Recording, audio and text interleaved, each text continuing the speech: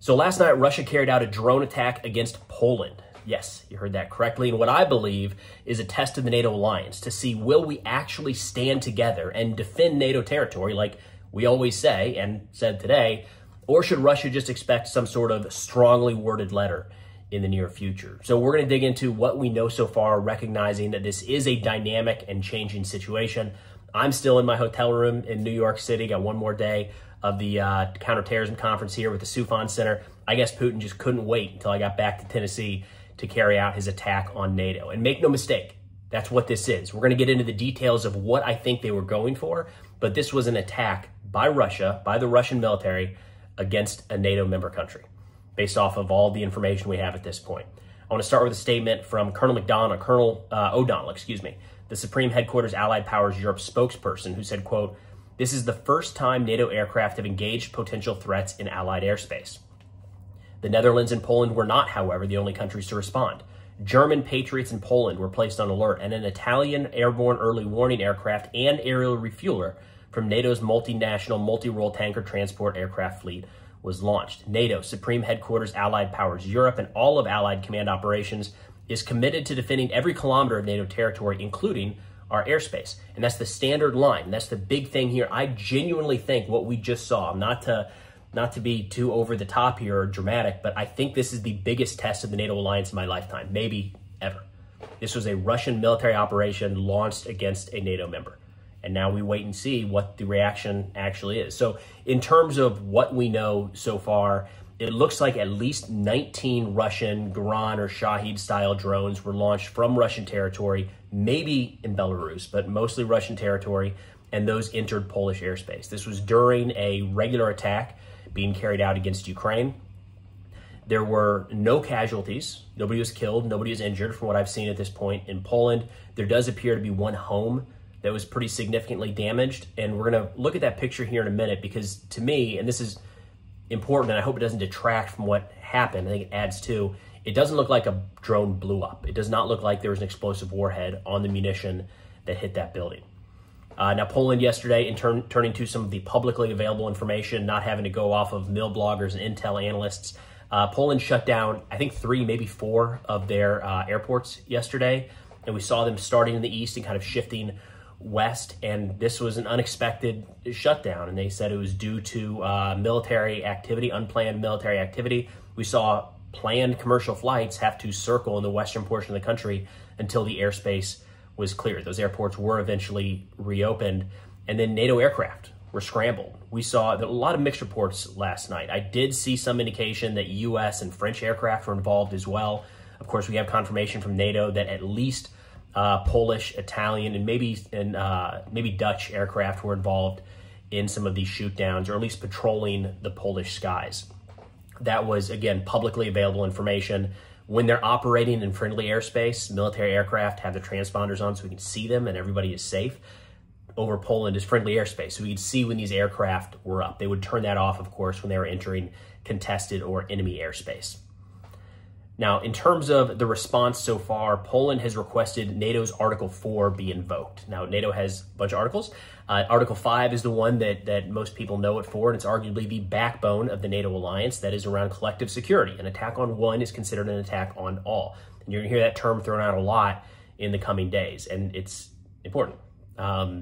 There's some nuance in how we may or may not get there. But Article 4 states, quote, "The parties will consult together whenever, in the opinion of any of them, the territorial integrity, political independence, or security of any of the parties is threatened."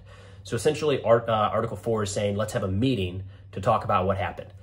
Poland invoked that earlier. We should expect in the next day or two that all member states, should be today, right? They've all got permanent representatives at NATO in Brussels.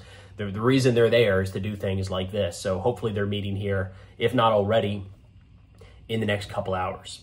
Now, in terms of what we saw play out, my personal opinion here is that this was a test of the NATO alliance.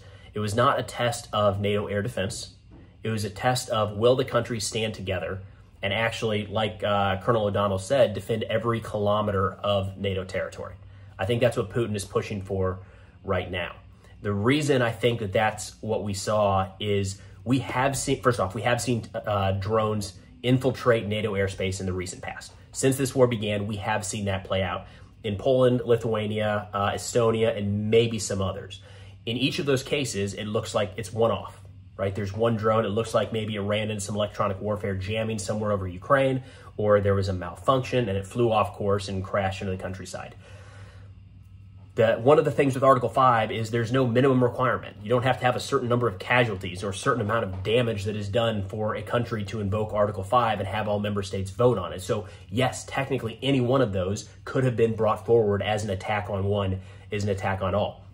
It wasn't, because we have free thought. We can actually think through this and say, God, don't like that. Looks like a mistake. This was different. It looks like 2 to 3 different waves of 2 to 7 drones in each. We just haven't seen that at all. And when you look at some of the flight patterns that have been made public, this does not look like they were flying into a certain portion of Ukraine and veered off course at the last minute. These look like deliberate strike patterns to hit places in Poland. With that, I don't think they were actually trying to hit and destroy anything inside of Polish territory. That, in my opinion, does not reduce the severity of this. In fact, I think this actually makes it more clear that this was a deliberate Russian attack. A lot of the pictures that we've seen of the drones so far that have been brought down and are, intact to some degree, they do not have explosive warheads. These are decoys. And we've seen Russia utilize these for quite a while, that they launch into Ukraine. And the whole idea there is it occupies Ukrainian air defense. It is a cheaper munition because it doesn't have a warhead in it. They probably skimp on some other aspects of the drone as well. But on the cross-section for the radar, it looks the same as one carrying an explosive warhead that can do a lot of damage. So Ukrainian air defense has to treat every single one of these like a significant threat. They can't discern at that distance, let that decoy go or not. It looks like everything that went into Poland was a decoy from what I've seen so far, including the house that was hit. That does not look like a house that was hit with a drone. It does not look like anything exploded. It does not look like there's any burning in that building. And when you see the damage that these Shahids have done in Ukraine, it's hard to imagine that one hit this building and the only thing that happened was it jostled the chairs around and kind of blew the roof off. You would expect a bit more damage of an exploding Shahid drone. So what that tells me is that these were likely all decoy drones. And the reason for that is if any of them get through, they're not going to cause a ton of damage. I mean, yes, this home was damaged, but this also explains why we don't have any video at this point of any detonations happening across Poland. Even in Ukraine, when ones with explosive warheads are intercepted, they still come crashing to the ground, and in often cases they blow up because there is still a warhead attached. I haven't seen, at this point, any footage of detonations happening inside of Polish territory. That would track if all of these were decoys. The reason Russia might use all decoys is to minimize the fallout. So when some of these do get through, they at least don't have to deal with Polish civilians or military personnel being killed or significant Polish infrastructure maybe being damaged. Instead, this was a probe not to test NATO air defense because they generally know NATO's capabilities against these Shaheds. That's not a big shock. And it's not like we're going to be shooting these things down with Patriots. They know that. So it doesn't really test, a little bit, but there's not a whole lot Russia's learning from that aspect. Instead, what I think they're doing is seeing how the NATO alliance will react. Is the alliance ironclad? I don't know if that's the case right now. And that's what we're going to see play out in the next couple days. And the reason that Putin might want to test this is he has been executing this war. Heck, Putin, the entire time he's been in power, has had to operate under the idea that NATO is a solid alliance and those countries are off limits. If you do anything that could be considered an attack, you risk the full weight of the NATO military or the militaries that make up NATO coming after Russia. That has influenced Putin's decision-making. It has arguably influenced how he has conducted the war in Ukraine, and it has influenced whether or not they go after, say, the Baltics in any way, shape, or form. If Putin is able to do something like this, and the response is a fracturing in NATO, or we see people not willing to stand up, not interested in standing up, or a very feeble response, that may change Putin's calculation. You may see him execute the war in Ukraine in a different manner. You may see, we had an interview a couple days ago with Peter Dickinson of the Atlantic Council.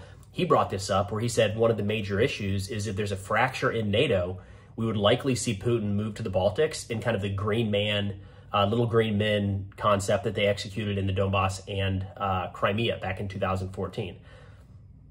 It's not completely out of the question. And I think the clear takeaway here is that Putin is testing the alliance to see, are we actually as ironclad as it seems? And I should note that as of right now, we do have a couple statements coming from NATO member states. They vary widely. We've got everything from, it's regrettable, hate to see it, to some members in Congress are talking about this is a deliberate act of war. I don't think I've seen anything from the Defense Department, State Department, or the White House at this point, but again, running this out of the hotel room, so entirely possible I missed that before hitting upload. Now, this does not automatically mean Article 5. This does not translate directly into you're going to see American or other NATO military countries flying sorties over Russian territory and striking them left and right. Smarter people than me are going to have to figure out what the appropriate response is here. But when talking about NATO Article 5, something to keep in mind is, and this gets misinterpreted a lot, and it's very important to understand the nuance here, it is not automatic. So this is a military attack by Russia against Poland. It does not automatically trigger Article 5. For that to happen, what needs to take place is a member state needs to come forward and say they would like to invoke Article 5, and then all 32 member states have to vote in favor. Not 31-1, not 30-0 and to abstain, 32-0 have to vote in favor. At that point, it still does not require, what Article 5 requires is that every country do something to assist in the effort. It does not mean the full mobilization of every military personnel across every NATO country. There could be training missions involved, overflight rights granted, disbursement of ammunition to one of our allied countries. Just providing intel could be the assistance a country provides under Article 5. So I just want to make sure everyone's clear. Even if this moves into an Article 5 situation, it's a long shot to assume that like Hungary right now, Turkey, are really going to vote against Russia like that. And even if they do, that does not mean that B-2s are taken off to nuke Moscow. We're a long ways from that happening. Now, looking at some of the Russian statements here, kind of coming from their perspective, a few interesting aspects. First off, Belarus put out a statement right away saying, hey, we saw these drones coming into our airspace. They were, not going where they were supposed to go, so we shot some down, is what Belarus said. They're like, these, they weren't, we actually did that. We intercepted some of these Russian drones, which need some proof on that one. I feel like that's probably not likely at all. But they also said they warned Poland and said the reason Poland was able to get their air defenses up as fast as they were is because we sent them warning. Hey, these things are coming your way. That contradicts a little bit what we're seeing from some Russian mill bloggers today that kind of across the board are running with this false flag narrative that this was completely staged by Poland, Ukraine, the United States, name it, right? Your whatever group you want to go with. The argument being made on those Russian channels is these are decoys. So they just grabbed some inside of Ukraine and put them on the ground and said, voila, this is Russia staging an attack. This is Russia attacking a NATO member country. The argument being made on those Russian channels is that this will open the door for NATO to send air defense assets into Western Ukraine, maybe even aircraft overhead. But again, I feel like they don't have their story straight with their key ally there in Belarus, who explicitly said, like, yeah, these were flying overhead, and we told Poland there's some coming your way, which that could still happen and still be a test from Russia. Whether or not the Belarusian thing is genuine or not. Again, if we view this in the view that this is not Russia trying to surprise Poland and take out military or economic targets, but instead just trying to see what happens when we cross that line a little bit. Because if you think about this, if you say there's a no trespassing sign on your neighbor's yard, like, is it really no trespassing? Or like, what if we just stand on the other side of the fence? What if we just drive through it? What if we cross over the fence and only stay there for a day? And you can see what Putin is doing here, trying to figure out just how much they can get away with, kind of push that line and push that line and push that line. Personally, I think this is the type of thing we have to stand up to strong and show that there's no wiggle room when it comes to the sovereignty, the territorial integrity of NATO members. Now, this does come just a couple days ahead of the Zapad or West 2025 military exercise between Russia, with Russia and Belarus. This is a major military exercise they carry out every year. What we should expect as a part of that are more drones kind of starting to fly towards Polish territory. Poland, in response to this, kind of preemptively shut down their borders and are kind of on high alert in a lot of ways. And the reason for that is historically, this exercise has shown some provocative elements. We've seen nuclear testing where it's not the nuke actually being tested, but the process being tested of how to send the order and execute the mission to fire a nuclear-tipped warhead from Belarus or from Russian territory. That's happening in 2 days. So as we see this kind of spike in tensions between NATO and Russia, recognize that there's going to be a lot kind of transpiring on the military front in the next 48 hours that even without this stuff with Poland would have a lot of people's attention. Now, in terms of what to watch for going forward, I think the big thing, the only thing really that I'm watching is what does NATO do? I'm less concerned at this point about what Russia says, because when it's one drone, I think there's enough deniability there. It's the nature of warfare, right? You're firing these long-range munitions. Sometimes they go off course. It's just what happens. I think that NATO was correct in never viewing any one of those as a deliberate attack on a NATO country. I think this is different, very clearly different in a lot of ways. And we need to, well, we're going to see what NATO does here in the next 24 to 48 hours. I think there needs to be some sort of response, or it's likely to just embolden Putin to push that line even further, or like I mentioned a minute ago, maybe even view the NATO alliance as not being a real thing anymore. We're on paper, we talk a tough game, but when push comes to shove, we're not actually going to stand side by side to defend the sovereignty and the territorial integrity of our members. This is a really big deal. It's a really, really big deal. I would argue this is one of the major, if not the major inflection point in this war, and maybe even in the history of the NATO alliance. Again, I don't want to overplay it, but this is, I can't think of another time that NATO has been directly tested like this by the Russian military. So we'll see. It's going to be a pretty interesting next couple days.